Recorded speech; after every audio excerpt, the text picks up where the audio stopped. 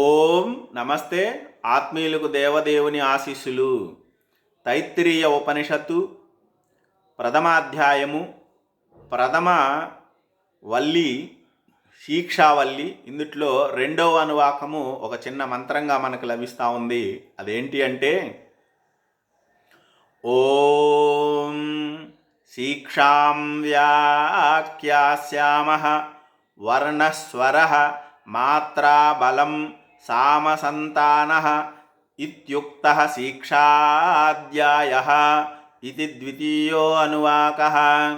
తైత్తిరీయోపనిషత్తు 1:1-2 అనేది ఈ మంత్రం యొక్క రెఫరెన్సు.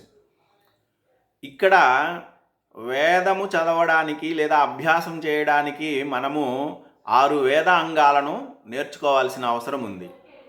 అవేంటి అంటే శిక్ష, వ్యాకరణం, ఛందస్సు, జ్యోతిష్యం, కల్పం, నిరుక్తం అని.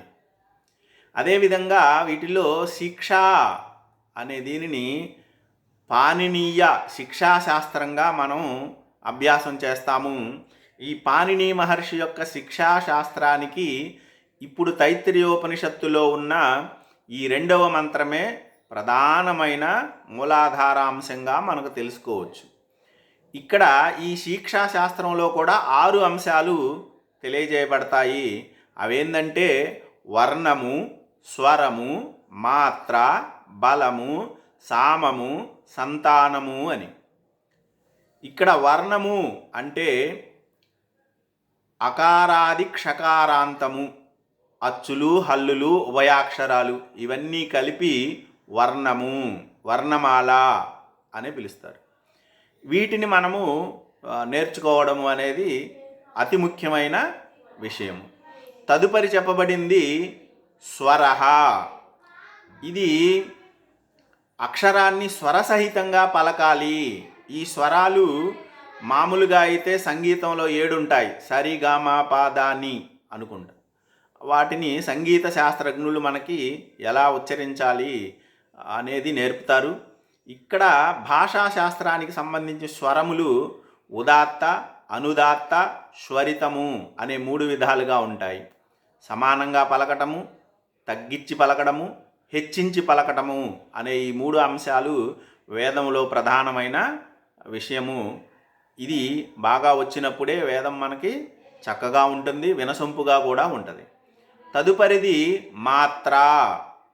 దీనిని అక్షరాల యొక్క స్వరూపాన్ని బట్టి ఉంటుంది. హ్రస్వము, దీర్ఘము, పులతము అని 3 విధాలుగా ఉంటుంది. అంటే 1 సెకండు కాలంలో పలికేది, 2 సెకండ్ల కాలంలో పలికేది, అంతకన్నా ఎక్కువ సెకండ్ల కాలంలో పలకగలిగిన అక్షరాలు ఏవైతే ఉన్నాయో వాటిని మాత్ర, హ్రస్వము, దీర్ఘము, ప్లుతము అనే పేర్లతో పిలుస్తారు. బలం అనేది మరొక అంశము. అక్షరాలు పలికేటప్పుడు చేసే ప్రయత్నం ఏదైతే ఉందో అది బలము. అంటే దంత్యము అంటారు, దంతముల సహాయంతో పలికే అక్షరాలు. తాళవ్యము అంటారు, దవడల సహాయంతో పలికే అక్షరాలు.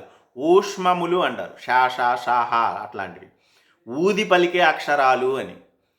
తదుపరి అనునాసికములు అంటారు, జ్ఞ, అణ అట్లా ఇలాంటి అక్షరాలు ఉంటాయి. వీటిని ముక్కు ద్వారా ప్రాణాయామ స్థితిలో వాటిని ఉచ్చారణ చేస్తారు. సరళములని, పరుషములని, ద్విత్వాక్షరములని, సంయుక్తాక్షరములని ఉన్నాయి కదా. ఇవన్నీ బలాన్ని ప్రయోగించి ఉచ్చారణ చేయాలి. కాబట్టి ఈ బల సంబంధమైన బలము అనే దానిని కూడా మనం చక్కగా అభ్యాసం చేయాలి. తదుపరి సామము. అక్షరాలని సమానంగా పలకడం అనేది ఏ అక్షరానికి ఏ గుర్తు ఉందో దానిని బట్టి ఖచ్చితంగా పలకటం అనేది సామము అన్నారు. 6వ అంశం సంతానము. అక్షరాలు కానీ పదాలు కానీ పలికేటప్పుడు విరామ చిహ్నాలను ఉపయోగిస్తూ ఆలస్యం లేకుండా పలకడం ఏదైతే ఉందో ఇది సంతానము అంటారు.